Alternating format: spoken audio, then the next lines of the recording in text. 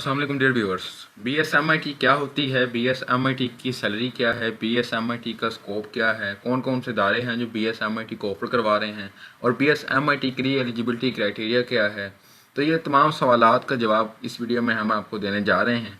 तो सबसे पहले BSMIT का ओवरव्यू ले लेते हैं। ओवरव्यू से मुराद ये है कि MIT के बारे में जो बातें हमने इस वीडियो में देखनी है वो कौन कौन सी हैं। सबसे पहले नाज़रीन हम देखेंगे कि BSMIT का मानी क्या है, यानी कि what is meant by BSMIT। फिर इसके बाद देखेंगे कि BSMIT का एलिजिबिलिटी क्राइटेरिया क्या है, यानी कि अहलियत का क्या मेयार है।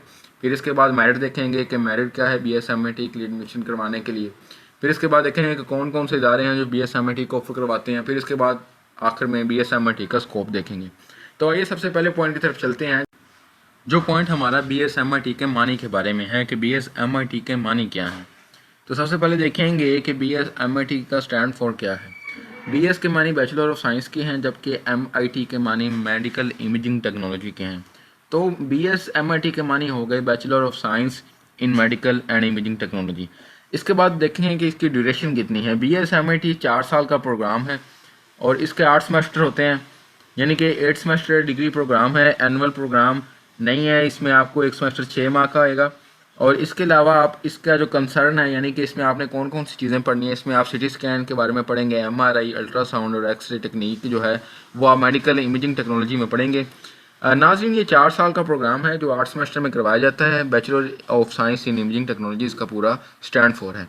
तो ये तो सबसे पहला था कि what is meant by BSMIT। इसके बाद बात करेंगे कि इसका एलिजिबिलिटी क्राइटेरिया क्या है, यानी कि अगर आपने BSMIT के लिए एडमिशन लेना है तो आपकी काबिलियत क्या होनी चाहिए, अहलियत क्या होनी चाहिए। तो इसके लिए नाज़रीन सबसे पहला पॉइंट ये है कि आपका इंटरमीडिएट पास होना चाहिए, यानी कि आपकी FSC और इंटरमीडिएट भी आपका FSC होना चाहिए। यानी कि अगर आपने FA किया है, FIT किया है या ICS ICOM किया है तब आप एलिजिबल नहीं है। आपने FSC की है और FSC के लिए भी ज़रूरी है कि आपकी FSC प्री मेडिकल के साथ हो, मिनिमम 45% मार्क्स आपने हासिल किए हों। तो उसके बाद जो है नाज़रीन आप काबिल हो जाएंगे इसके लिए कि आप BSMIT के लिए किसी प्राइवेट इंस्टीट्यूट में एडमिशन ले सकें।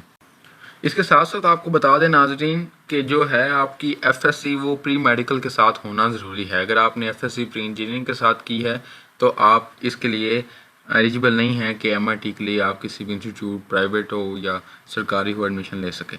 इसके बाद बात करेंगे मेरिट की। मेरिट से मुराद ये है कि अगर आपने पब्लिक सेक्टर में एडमिशन किसी सरकारी यूनिवर्सिटी में एडमिशन लेना है तो उसके लिए आपकी मेरिट कितना होना चाहिए, और अगर आपने किसी प्राइवेट सेक्टर में एडमिशन लेना है तो उसके लिए आपका मेरिट कितना होना चाहिए। अगर सरकारी सेक्टर की बात करें यानी कि पब्लिक सेक्टर की, तो आपके 85 से 95% के दरमियान अगर मार्क्स होंगे तो देर आर मैक्सिमम चांसेस कि आपको किसी भी सरकारी यूनिवर्सिटी में एडमिशन मिल जाएगा, क्योंकि आमतौर पर मेरिट जो है वो 89, 88 या 87 पर क्लोज हो जाता है। तो 85% पे भी आपके चांसेस हैं कि आप किसी भी सरकारी इदारे में MIT कर सकें, BSMIT के लिए एडमिशन ले सकें।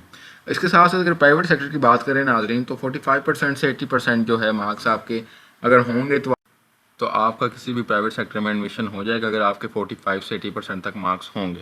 तो ये था नाज़रीन मेरिट के बारे में। इसके बाद बात करेंगे कि इसका जो यूनिवर्सिटीज़ कौन कौन सी हैं जो BSMIT को ऑफर करवाती हैं। सबसे पहले पब्लिक सेक्टर की बात करेंगे, यानी कि कौन कौन से सरकारी इदारे हैं जो BSMIT को ऑफर करवाते हैं। नाज़रीन वैसे को काफ़ी सारे इदारे हैं जो BSMIT को ऑफर करवा रहे हैं, लेकिन हमने कुछ अहम इदारे लिखे हैं जो BSMIT को ऑफर करवा रहे हैं। कुछ अहम इदारों में king Edward medical college Lahore है, फिर उसके बाद रावलपिंडी मेडिकल कॉलेज रावलपिंडी है, फिर इसके बाद GC university Faisalabad, Sheikh Syed Rahim Yar Khan university of Sargodha, Jinnah Sindh university Karachi. इसके अलावा भी नाज़रीन बेशुमार सरकारी इदारे हैं जो BSMIT को ऑफर करवाते हैं, लेकिन जो है हमने चंद यूनिवर्सिटीज़ का हवाला दिया है।